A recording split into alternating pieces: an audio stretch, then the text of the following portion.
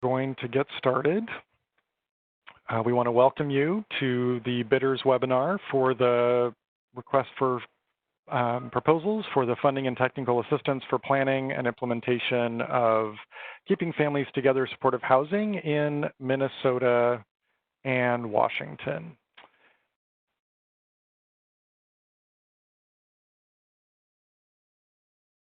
On behalf of CSH, we certainly welcome you and we're glad that you've joined us. We know that some folks will be joining live and certainly others are viewing later through the recording, and so we're very glad that you're taking the time to learn more about this opportunity. I'm Andrew Johnson with CSH. I help lead our strategic efforts around families with children, and I am joined today by Amy Stetzel and Leah Lindstrom-Ray with CSH's Upper Midwest team, two of our resident experts on child welfare and housing. We also have other folks that are on the line today that are part of the larger team at CSH that's supporting this project. And we look forward to engaging with you further today. For our webinar today, we are going to share a little bit of overview and background information, and then we're going to walk through some key elements of the RFP, and then we'll move into a time for some question and answers.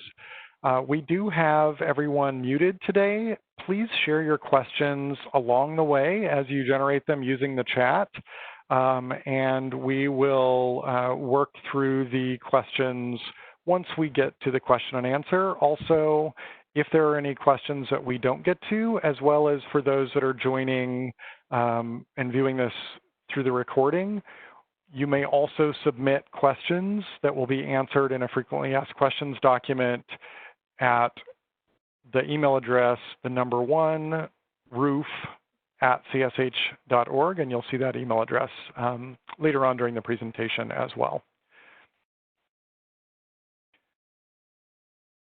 Okay, so with that, we just wanted to start by giving a high-level overview of the opportunity that you're here to learn more about today.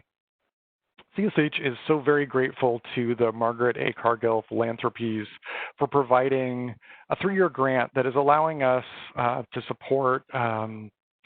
select and support the expansion of housing opportunities for child welfare-involved families in both Minnesota and Washington. We'll be selecting 2 communities in Minnesota and 1 community in Washington to join with us on this journey.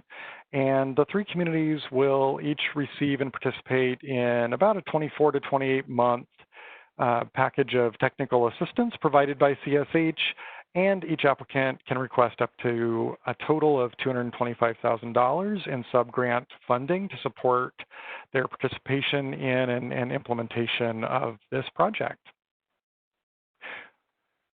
Before we go further, I would like to take just a moment and tell you a little bit about CSH for those that are not familiar. CSH is a national nonprofit organization. We're headquartered in New York, and we have regional offices and staff that are located all across the country, including having folks on the ground in both Minnesota and Washington state. For nearly 30 years, CSH has been focused on improving the life chances and well-being of the most vulnerable people, those facing the intersectional barriers of extreme poverty, institutional and crisis system involvement, health and ability disparities, and of course, racism and discrimination. Our clarion call is making sure that all people, particularly those with the greatest needs, have a place in the community and the support that they need to truly thrive. We do our work through a number of means, including offering capital, expertise, information, innovation that allows our partners to use supportive housing to achieve stability, strengthen, and allow for success for those people that are most in need. And we do this through training and technical assistance, lending, policy reform, and overall systems change efforts. With that, I would like to turn it over to Leah, who is going to share a little bit more about One Roof and keeping families together. Leah?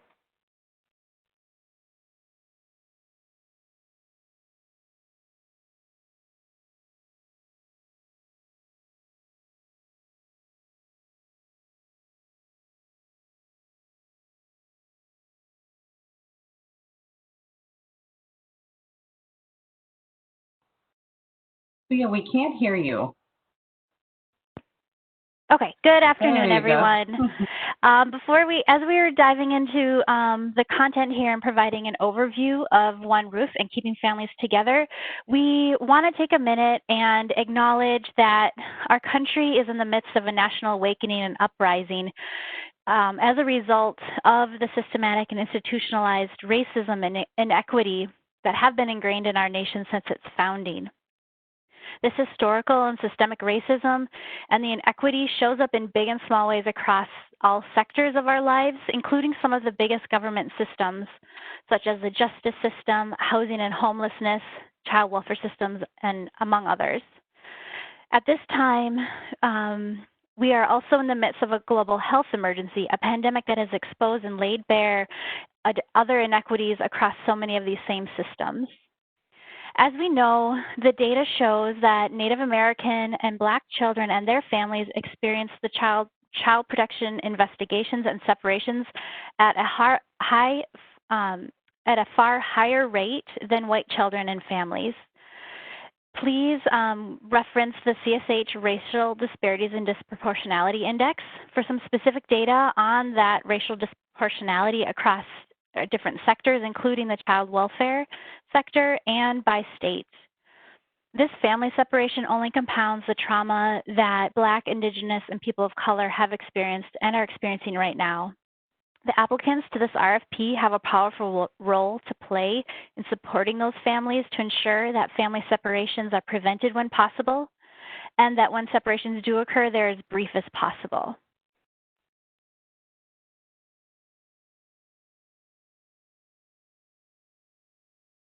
So CSH's One Roof initiative is about addressing both the needs of children and parents collectively and holistically and safely through integrating housing and service solutions, such as keeping families together. This approach also recognizes the importance that stability is created by supportive housing and that families come in all different shapes and sizes, that they define themselves, and that they are better together in nurturing environments and where the needs of those families are effectively met. The goals of the One Roof initiative are to begin to look at and figure out better ways to address these inequities in the child welfare and housing systems. And so our three big goals are to strengthen the collaboration between the child welfare and housing system at a federal, state, and local level, to significantly expand access to supportive housing, affordable housing with services for families that are involved in multiple systems, including the child welfare system. We also want to increase and sustain the resources needed to provide and coordinate that housing and services. And CSH has partnered with local communities and states across the country to implement One Roof and this keeping families together approach.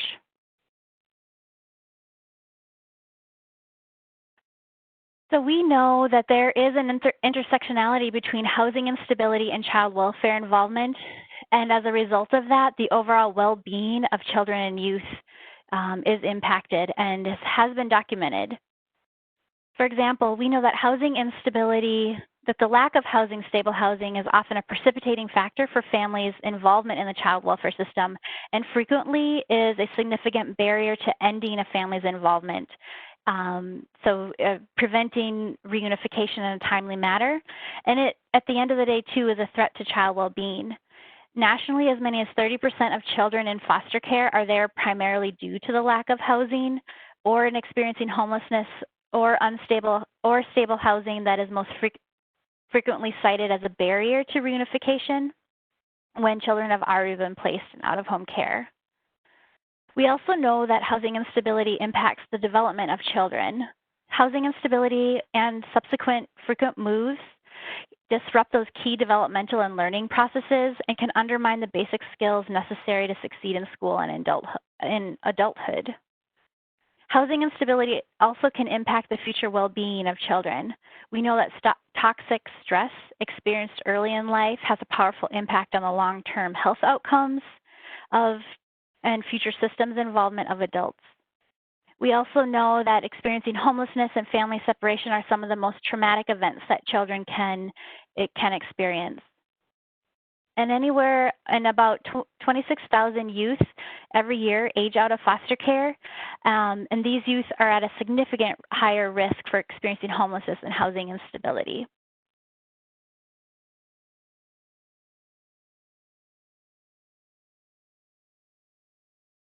So we do have a solution, though, and that is keeping families together, supportive housing. This is where we're bringing local child welfare and housing agencies together, where we're providing supportive housing to families that are struggling with multiple challenges, including homelessness and child welfare involvement. And we're also able to save money by maintaining families together or by reunifying families quicker in safe and stable homes. We also know that housing is a protective factor that impacts the overall well-being of children, and that's one of the number one concerns for the child welfare system. Together, the housing and child welfare systems can bring together their experiences and their expertise and their resources and help one another to ensure the safety and overall well-being of children and families. So keeping families together at a really high level is affordable housing or a subsidy combined with flexible, trauma-informed wraparound services for the children and the adults, and really are bringing together a two-generational approach. And they're tailored to meet and to work with the families that are most at risk for negative child welfare outcomes and who lack the safe and stable housing needed for that safe platform. The first Keeping Families Together was a pilot in 2007 that was supported by CSH and the Robert Wood Johnson Foundation in New York City. And those early efforts led to an evidence base that's been growing, and the United States Health and Human Services Administration for Children, Youth, and Families also did a supportive housing demonstration, and there have been other efforts around the country as well to expand this model. And what we're learning is that supportive housing really overwhelmingly improves housing outcomes for families that have child welfare involvement. And we also know that supportive housing can lead to reduced removals and increased reunifications among children in out-of-home care.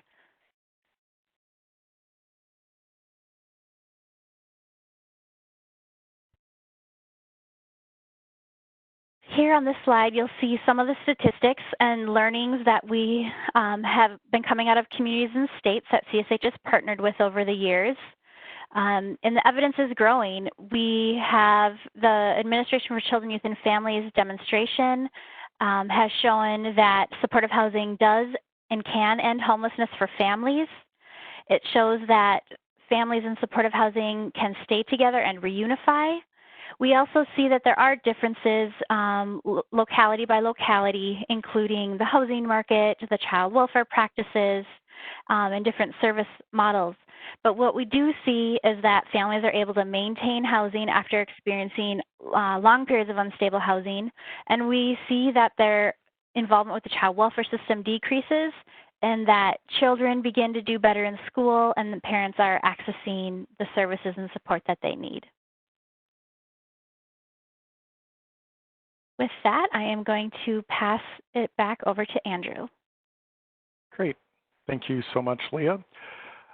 So as we have, as Leah was kind of sharing over many years, in a growing number of communities of using Keeping Families Together, as we've engaged in that work, CSH has developed a roadmap for planning and implementation of this Keeping Families Together work that we see as involving three key phases. It builds from what we know about implementation science, what we've learned from the field, and the research along the way.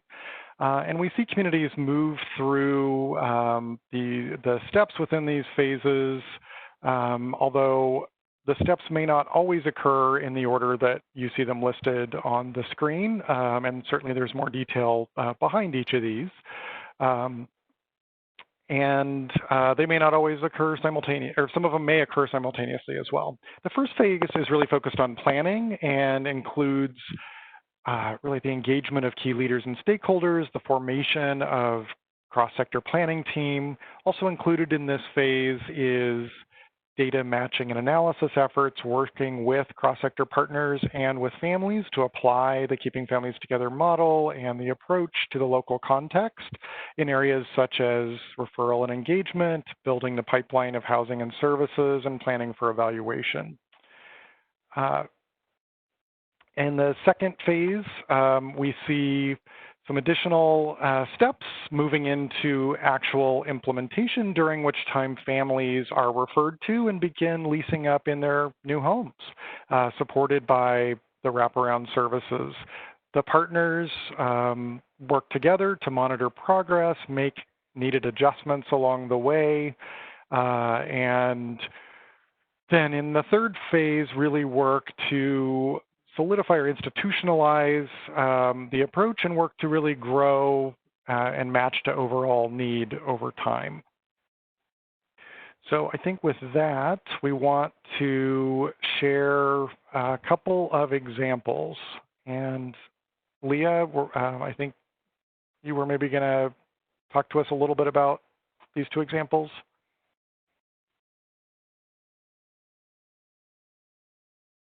Sure, I can do that. So the first example we want to highlight here is Kansas City, Missouri.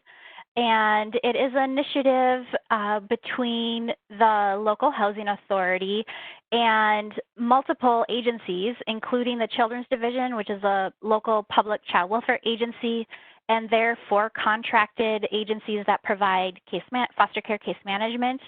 And then it includes a group of service providers, including Truman Medical Services, Community Link, and 2 other additional service providers.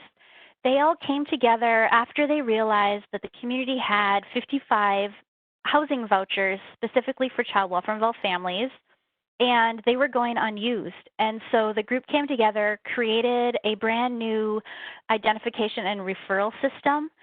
They looked at local data and local needs and really narrowed in on families that the community felt like they wanted to prioritize. And so they were looking at families that were working towards reunification and experiencing homelessness, among other variety of risk factors.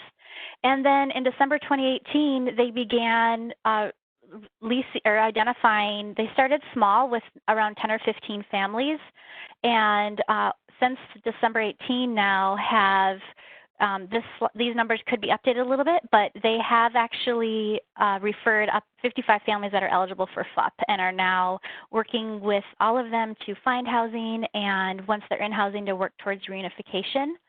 So there's some really great lessons learned there around the housing authority itself really had rededicated themselves to using family unification program vouchers for child welfare involved families, and said, hey, if the service provider is going to be alongside with those families, we're willing to change the way that, to change some of our policies around who we provide vouchers to. So there was some great policy change work at the Housing Authority.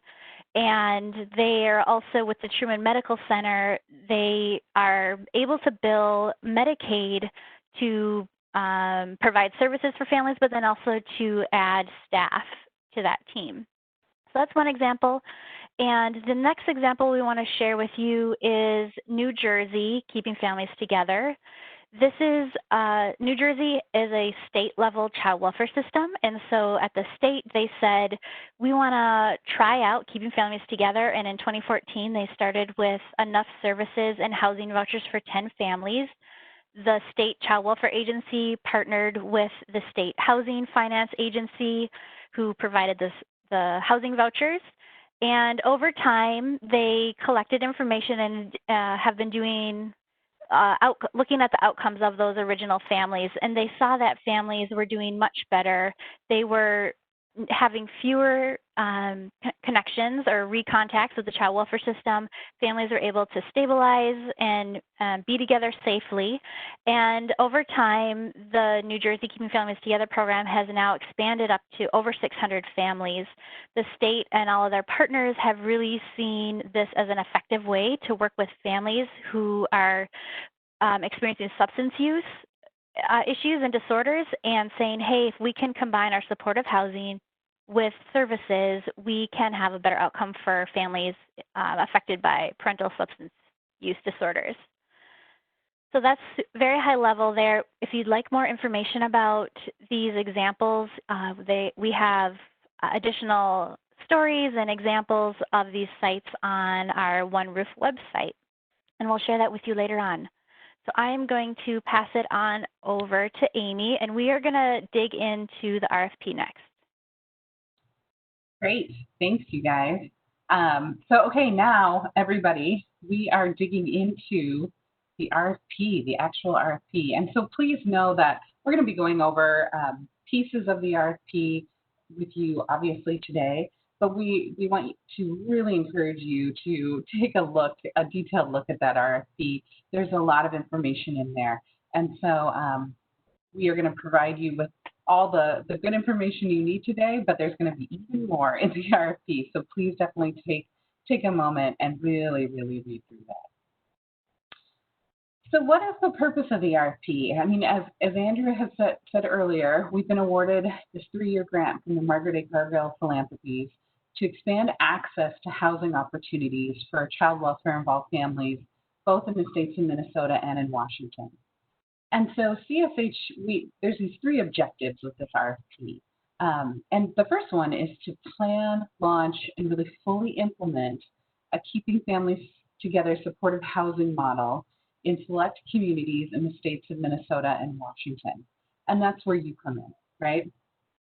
The second objective of this RFP is that CSH is going to support the sustainability of those selected communities to ensure successful outcomes for families as you are working towards building that KFT approach.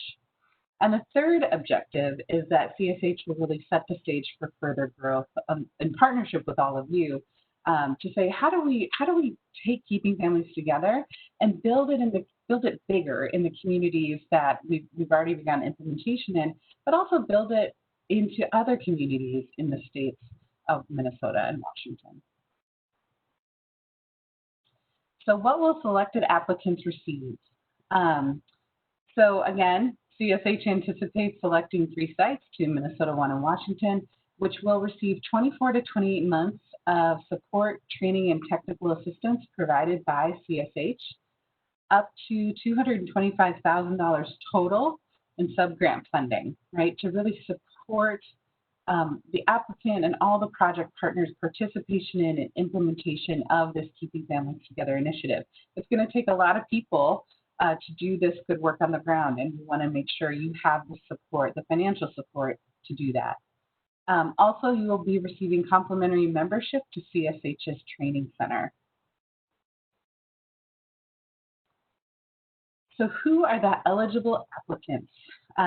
Eligible applicants are government, whether that's state, county, or city, tribal nations, or eligible nonprofit organizations that can really serve as that catalyst or point entity for Keeping Families Together efforts, and then they bring all those relevant and necessary partners to the table that we're going to need to pull this thing off, right?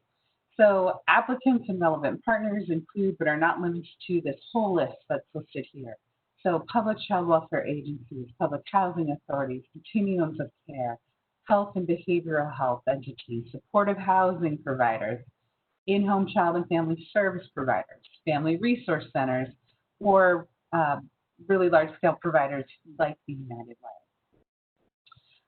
Applicants and partners represent a proposed county or regional area that is not currently a One Roof site, right? So what that means is this. We are looking to fund communities that have not received previous intensive and site-specific technical assistance focused on implementing those 3 phases of Keeping Families Together that Andrew outlined. There are a bunch of communities in Minnesota and Washington that have participated in some learning webinars or some very beginning conversations on implementing a Keeping Families Together initiative with CSH, and all of those communities are definitely eligible for this funding.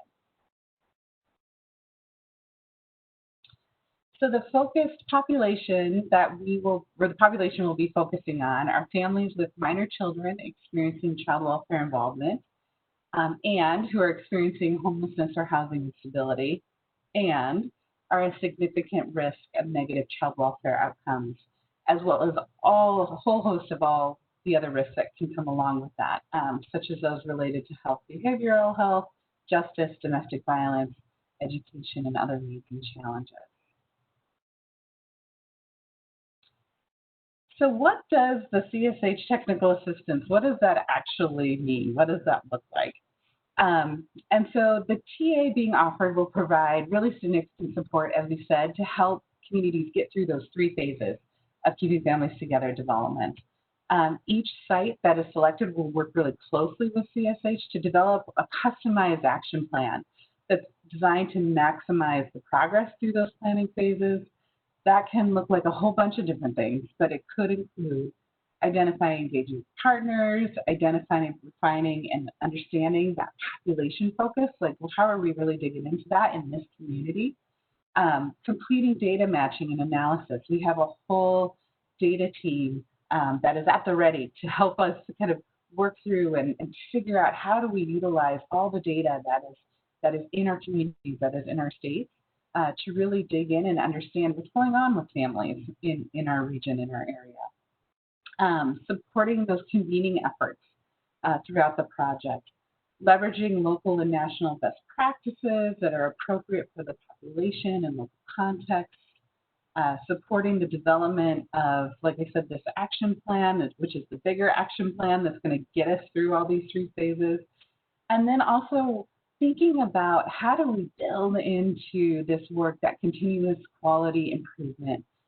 So we are constantly tweaking and refining and being able to pivot as we go and as we learn and as we work through all of this together.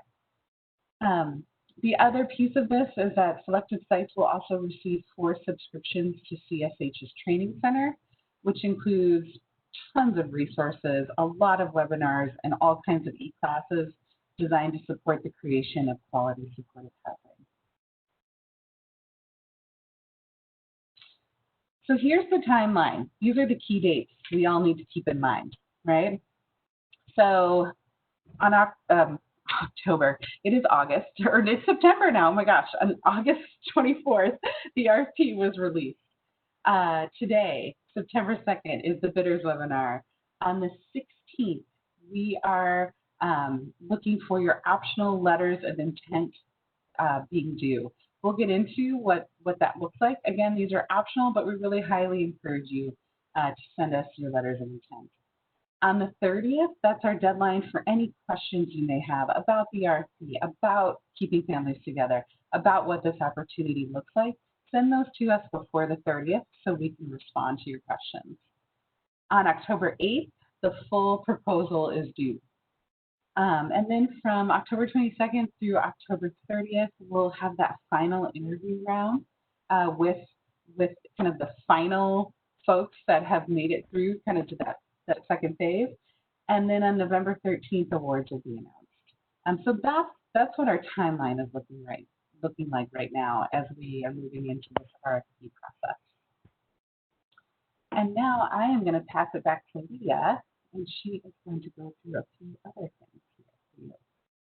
Yeah, so the next deadline is September 16th, and that is for the letters of intent. And what we're looking for is, let me change the slide here. So the letters of intent are due September 16th, and we'll use this email address, the oneroof@csh.org.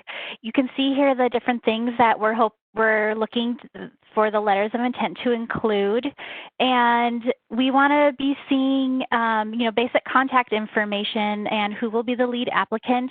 Also, the names of other organizations that you're considering or planning on applying and being part of your program team, and the proposed geographic region to be serviced.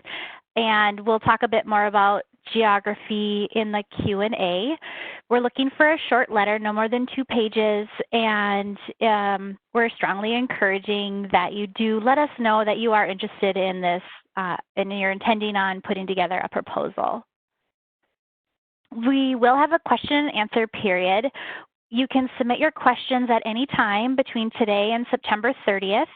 We will be on an ongoing kind of regular basis be collecting those questions and providing responses, and as soon as we get a question in, we will update it and share the answers with you. Again, you can use the One Roof email address to submit your questions, and you'll likely hear from someone on our team, any of us that are speaking today, or Kathy Vita. And you'll see there's a link here too. You'll be able to see those updated responses on this website here. The next piece we want to talk a little bit about is the proposal budget. And you'll see that there are 3 phases. We are really looking for a sample year 1 budget, and there's a template provided. And grantees will be eligible to receive up to $225,000 in grant funds over the course of the initiatives over several years. There's a cap on indirect administrative costs per our funder. Otherwise, there is quite a bit of flexibility about how you want to use those funds to advance the Keeping Families Together work through the 3 project phases. We also expect that some of the support will be to really actively include families with experience in the child welfare system, or who are representatives of the community are being served, and to be able to support, family voice and experience in this work.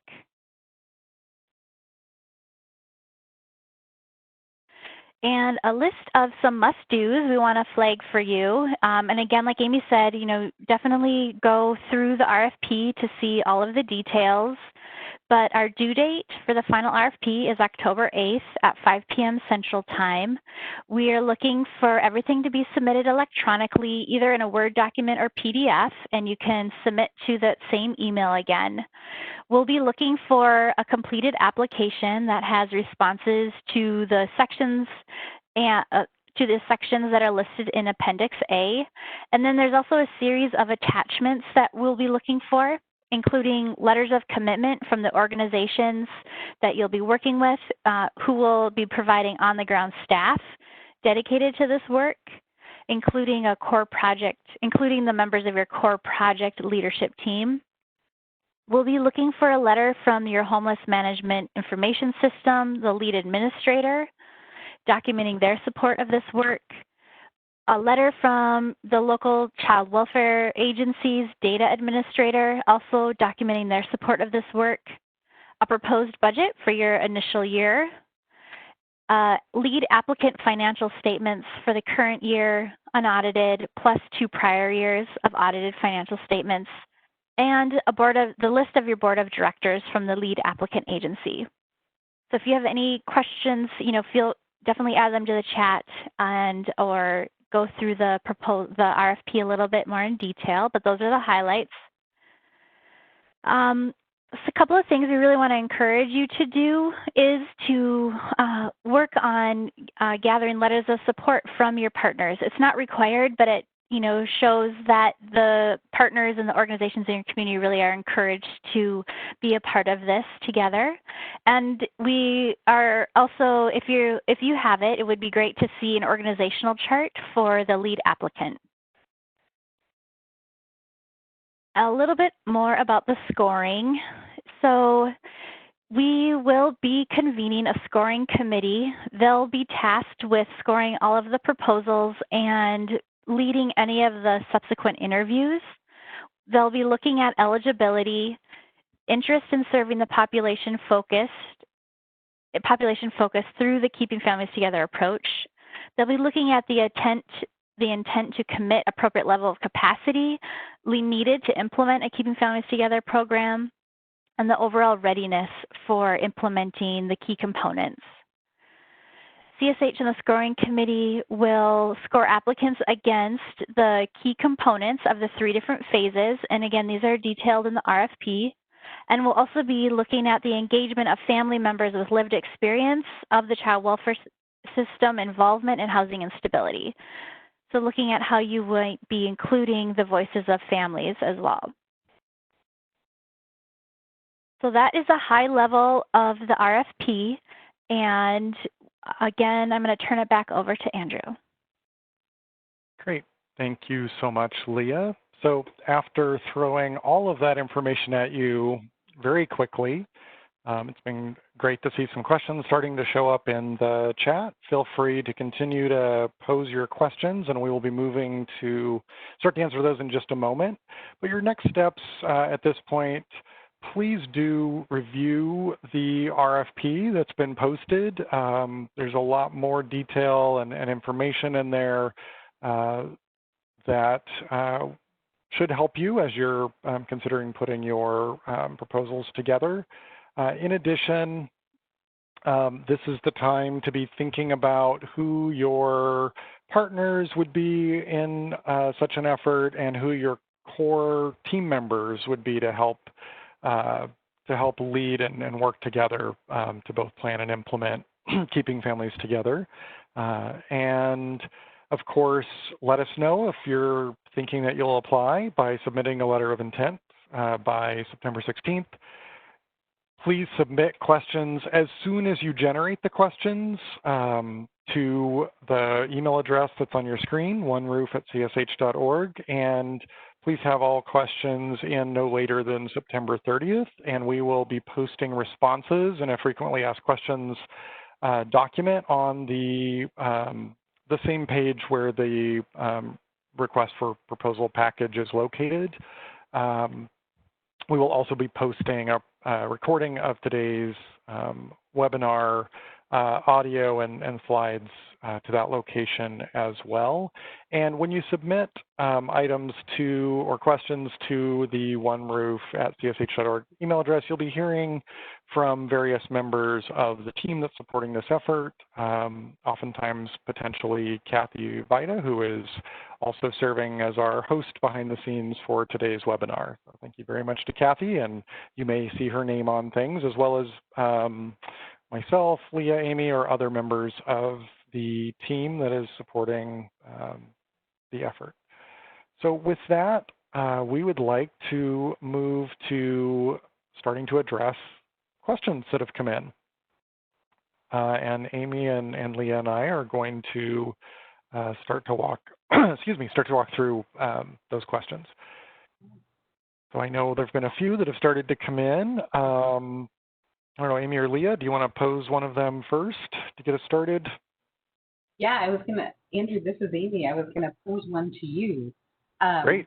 There's a question of, does the organization have to already have a housing program in order to do this work? That's a great question, and I think common question. The answer is no. The intention of this engagement is between the funding support and the training and the technical assistance is to walk through those phases that we talked about several slides back, working through some of the steps to build the pipeline of services and housing resources that will then come together using this approach, using this framework to allow you to begin implementing Keeping Families Together supportive housing model. I think along with that, I would add that it will be helpful, and you'll see when you get further into the RFP and the application questions, you'll see some questions that relate to some of what you are thinking or what you may see available in your community. So I think it is helpful to consider what may already exist or potential capacity, to be able to pull together and bring together some of the housing and services resources for this. But no, there's not a prerequisite of having already stood up a Keeping Families Together housing program or similar. Amy or Leah, would you have additional considerations or corrections for my response on that? I think that was a great response. Great. I know I saw another question that was about whether I think the question was, it seems that applicants may need to serve an urban or suburban population based on some of the examples that were provided, and is there a possibility that a rural county would be selected to be funded? So I don't know, Amy or Leah, do you want to? Mm-hmm. Yeah, I can speak to that. So definitely, the two examples we shared are examples among many, and this is definitely open to any geographies, any rural communities as well. And I think that there's definitely, there's no one way to do keeping families together, in that it doesn't have to be a single site. It could be scattered sites. It could serve a wide geography.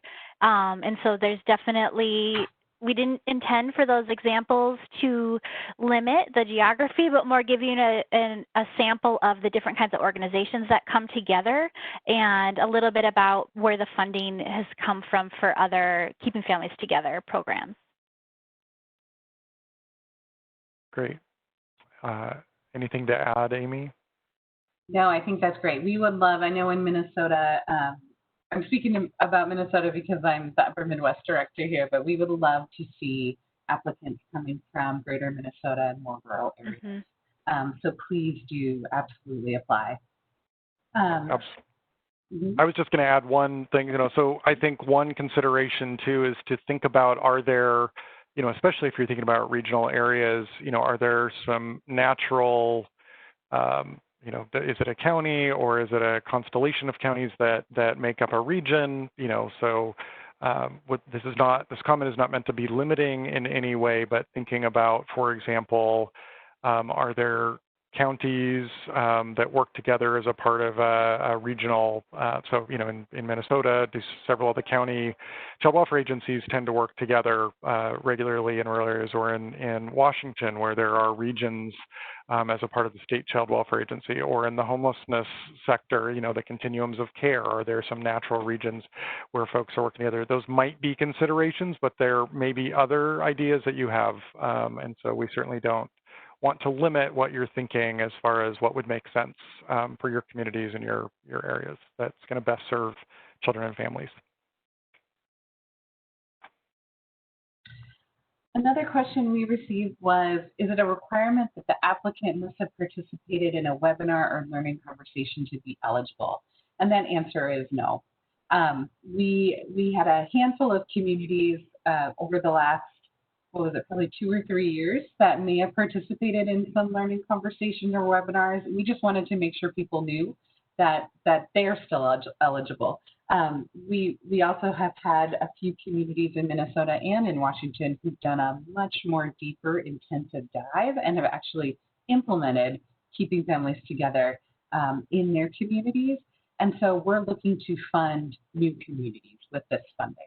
And so that was the purpose of that comment. So if you haven't done a webinar or participated in a learning conversation, that's just fine. Please do still apply. Andrew or Leah, anything you want to add there? That great answer. That makes a lot of sense.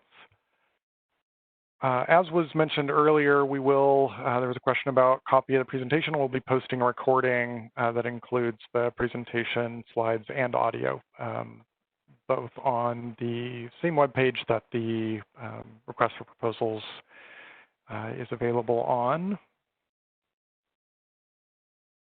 It looks like we also have a question about time. So thinking about, moving through the phases during, a 2 or a little over 2-year process, how much of the time organizations might be spending on each of the 3 phases.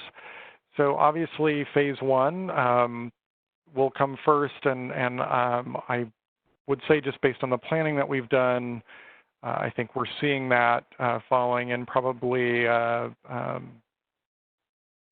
to 10 month, or 6 to 9 month range. If I don't have it right in front of me, but I think we're kind of, if that's helpful, and then hopefully moving into that initial implementation from there, and being able to at least begin to work on phase 3 planning. And with a lot of these phases, there's also very much in the vein of continuous quality improvement. There's oftentimes some moments of kind of circling back to some of the steps and building forward from there along the way. But that's I believe how we were kind of thinking about it. And certainly, Amy or Leah, feel free to add more context.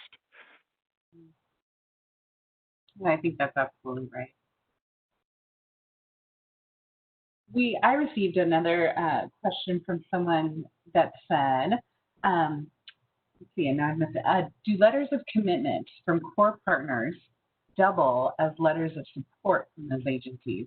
So part of our must-dos in our full proposal is that applicants must have letters of commitment from what we're calling their core team, kind of the on-the-ground staff that are being lifted up or proposed to do this work, right?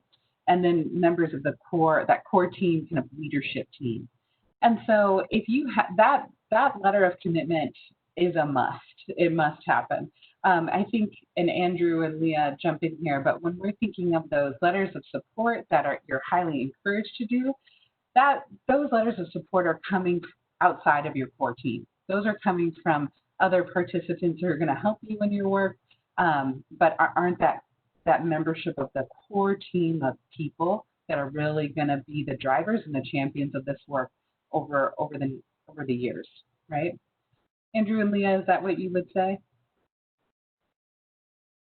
Yeah, I would definitely agree and say that, you know, just thinking about that, the letters of support as a broader context of potential stakeholders,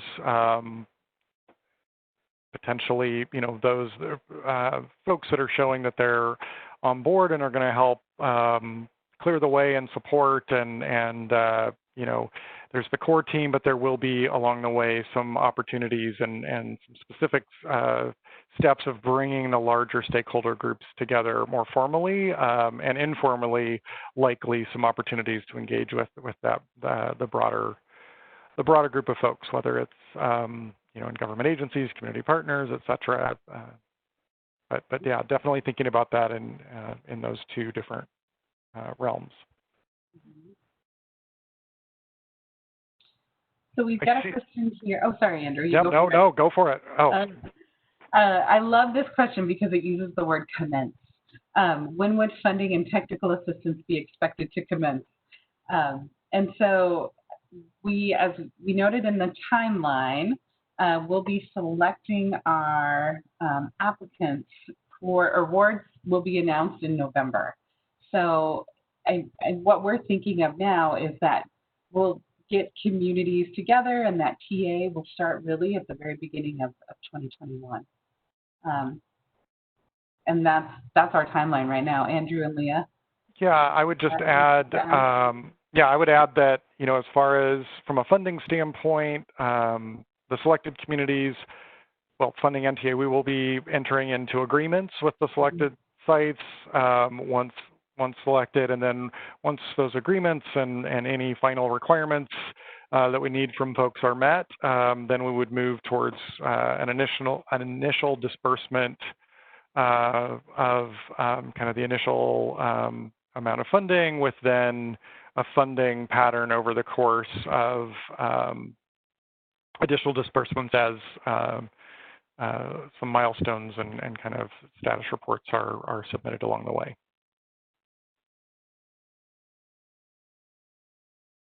And then there's a last question here about idea of how much staff time would be involved instead of the length. Like, how much staff commitment are we asking for?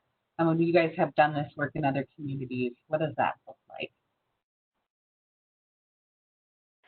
Yeah, I think that's a bit more of a complex answer, and I think really does, you know, part of the readiness of your local community, I think there's a variety of factors that go into that, but a couple examples that I'll just start, and then I'd love for Andrew also to respond, or anyone else, or other CSHers. So, you know, thinking about that there would potentially be a full-time kind of director, lead, point of contact, and that's from, you know, that it could be a full-time job, right? Managing and coordinating and making sure that the meetings are happening and moving forward.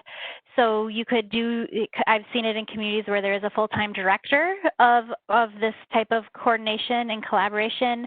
It might be that there's part-time and that there's staff in a couple different agencies that are really collaborating closely together on a regular basis to move meetings forward, to ensure that next steps are happening. So it could look a variety of different ways. There definitely needs to be like a point of contact that's going to be able to manage and keep things moving. Yeah, I think that's well said. I agree with, this is a little bit more of a complex answer. It's definitely, the right answer to this is it depends, and I know that's not what you're looking for, but there really are a number of factors. We've seen sites dovetail with aligned efforts and kind of have that economy of scale. Again, kind of how, what each of the partners are bringing to the table, the complexity of kind of the jurisdictional elements, partnerships, those pieces can certainly